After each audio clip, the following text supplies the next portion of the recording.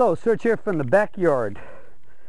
Have the clipboard in question, and this one comes from TOOOOOAD, and he says, I like the smaller controlled swing, but have lots of trouble with longer clubs.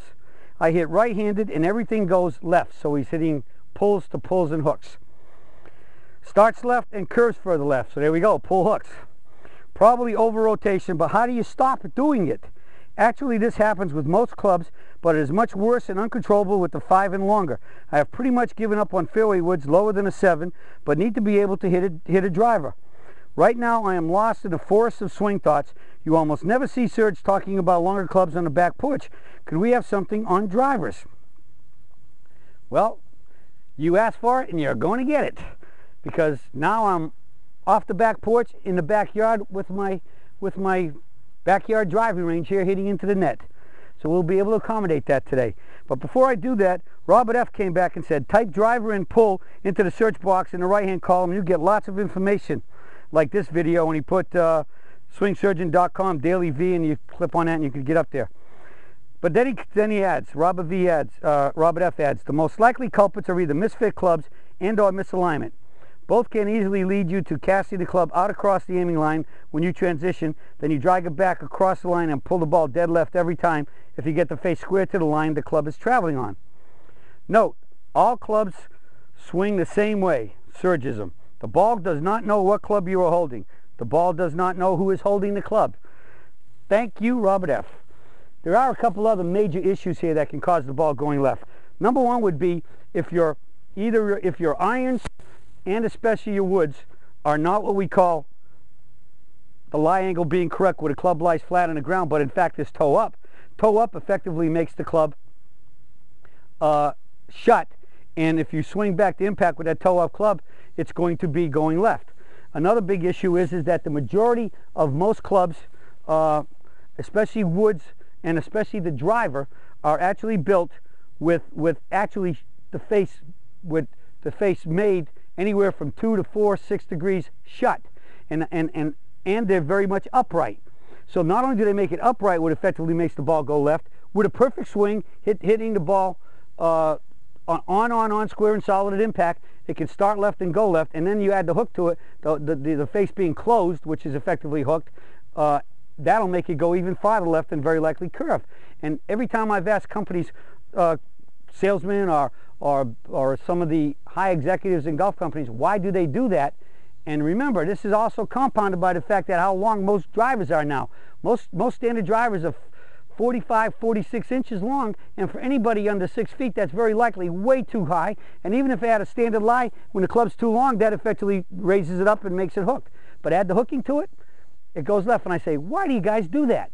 And they say, to help people who slice not slice.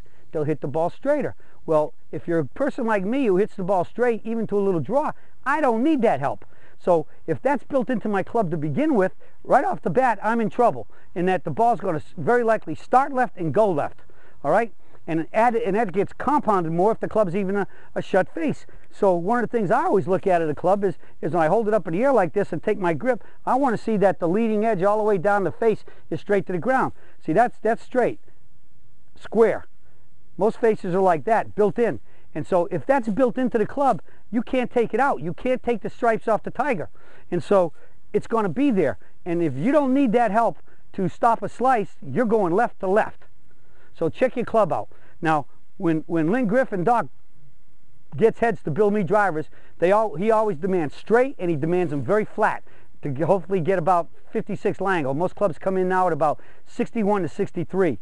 And that's way too upright for almost everybody. You have to be the Jolly Green Giant standing there, or maybe standing on some bench at the course to hit it, and for most of us to have the club flat at impact. So you can't take that out of the club, all right?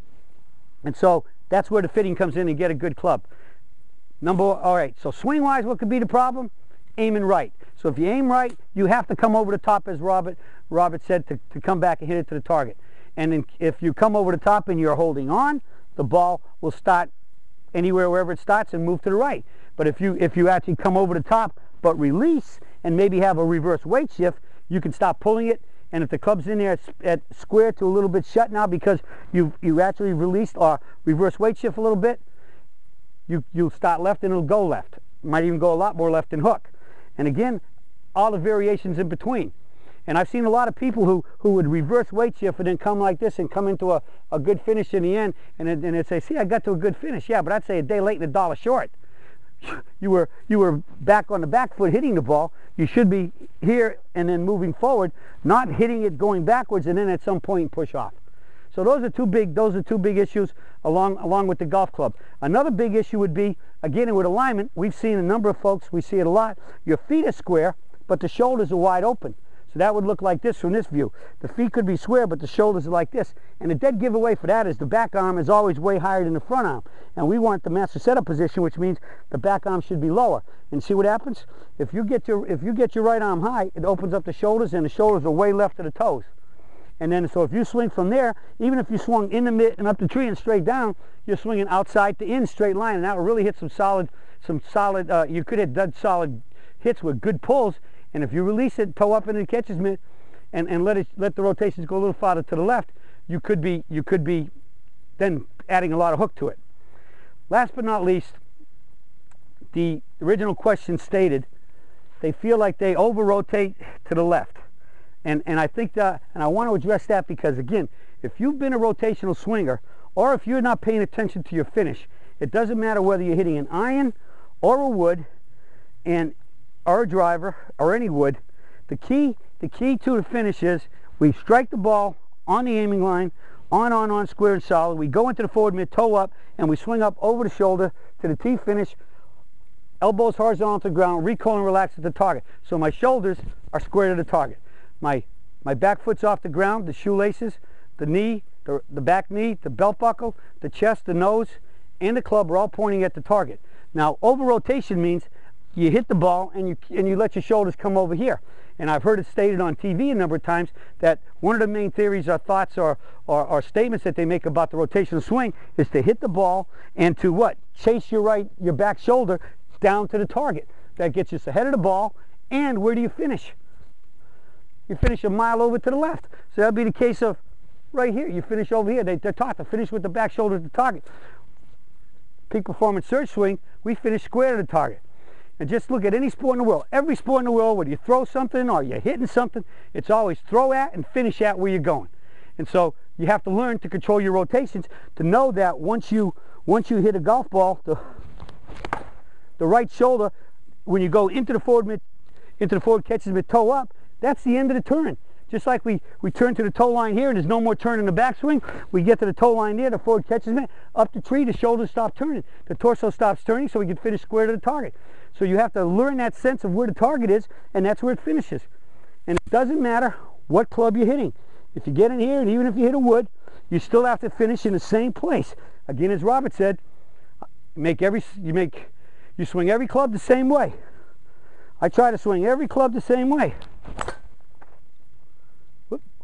That hit a pole back there on the fence. I got a chain link fence behind this. You notice it finished in the same place as in terms of my shoulders being right here and recoil and relaxing at my target. As I did with the 7-iron, as I do with a wedge, and everything in between, from the wedge to the driver.